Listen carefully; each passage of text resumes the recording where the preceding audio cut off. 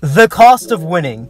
It is a high school football documentary that premiered on HBO and is currently on HBO Max. By the way, I highly suggest watching it.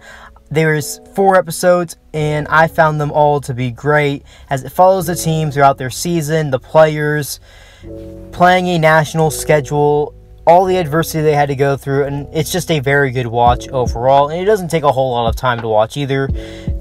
4 30-minute episodes. It's pretty easy, pretty simple, but let's get back to it. So The Cost of Winning follows St. Francis Academy during their 2019 season, and they're playing a national schedule with hopes to win a national title. Spoiler alert, they don't really win the national title. They don't make it, technically, because they lost to Mater Dei. They finished 11-1, though, and finished top 5 according to Max Preps in the nation. In today's video, I will be talking about some of the players that were featured among those 4 episodes and be talking about what happened to them, as everyone that was in that season that was playing college football has either moved on to the NFL or is still playing college football to this day. And of course, I'm going to be talking about the head coach, Biff Poggi, as well. Before I move on, remember to smash that like button and subscribe if you haven't already. Now let's get into it. The first person I'm going to be talking about in today's video was the head coach of that St. Francis squad, Biff Poggi. Biff Poggi would be the head coach from St. Francis Academy from 2017 to the 2020 high school football season. After building St. Francis Academy to be a powerhouse on the national level for high school football, Biff Poggi would then go to the collegiate level and be an associate head coach at Michigan for 2 seasons in 2021 and 2022.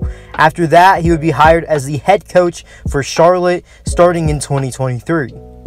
In his first season as a collegiate head coach at Charlotte, Biff Poggi and the 49ers would end up finishing the season at 3-9 and 2-6 in conference play for the American Athletic Conference.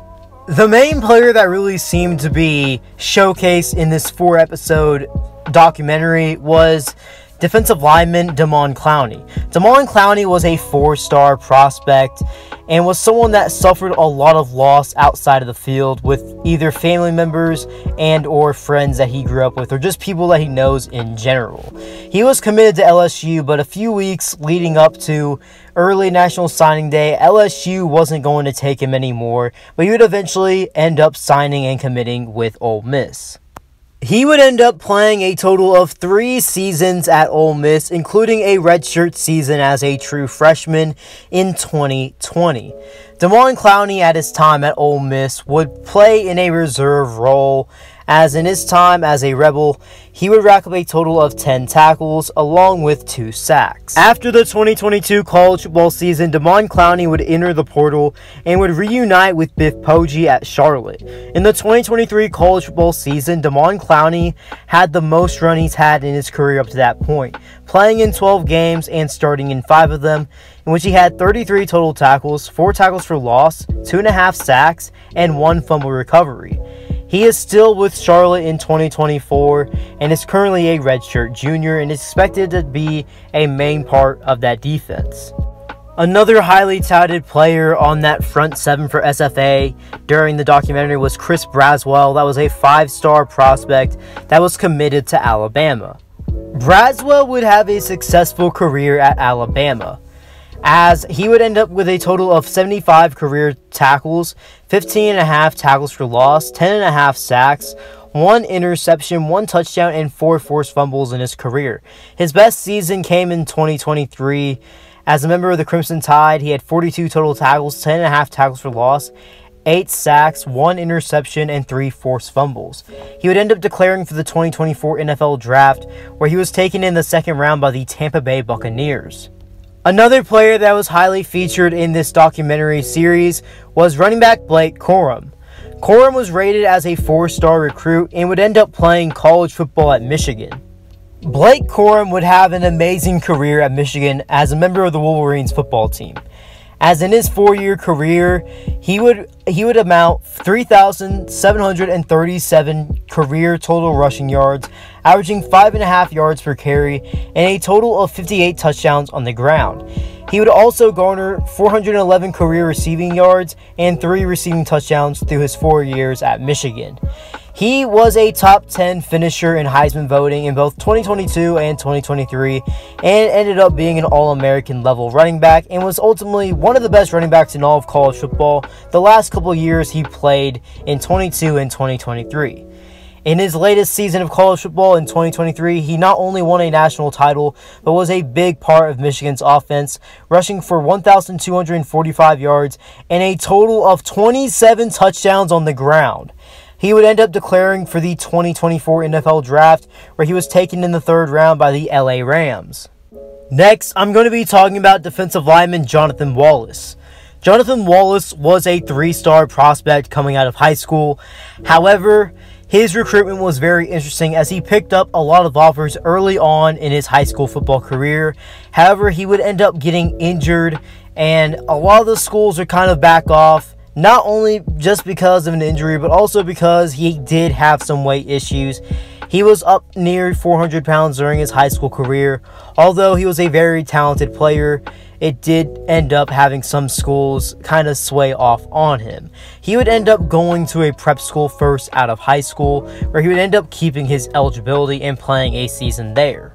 After his time at prep school, Jonathan Wallace would play a season at Holmes Community College, where he registered 21 tackles, 3.5 tackles for loss, and 1 sack in 2021. He also even blocked a kick. He would end up joining Buff Poggi and the Charlotte 49ers in 2023, where he would appear in 11 games, making 1 start, where he registered 21 tackles, 3 tackles for loss, and a sack. He's back with the 49ers for the 2024 college football season. The next player that I'm going to be talking about is Breon Noel.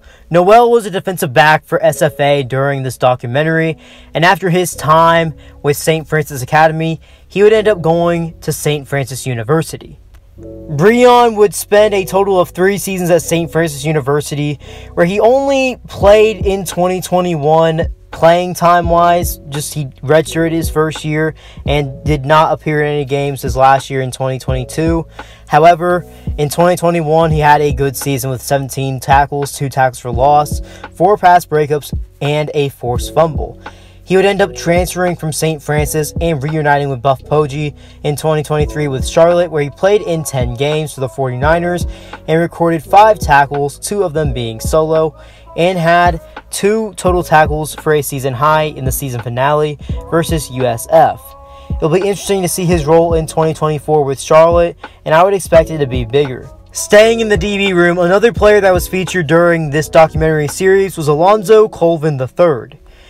After his time at St. Francis Academy, he would play at Asa College from 2020 to 2022.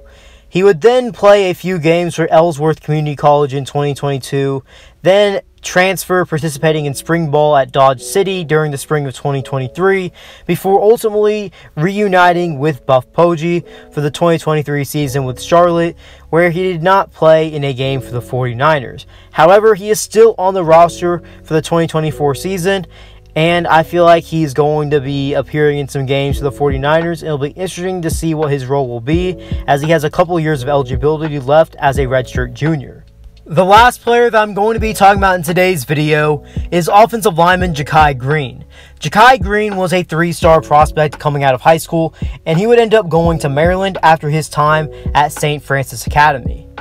Jah'Ki Green would spend a total of 3 seasons at Maryland from 2020 to 2022, including a redshirt season, and in his time as a Terrapin, he would play in a total of 2 games, before transferring to Charlotte for the 2023 college football campaign, reuniting with his former high school coach, Buff Poggi.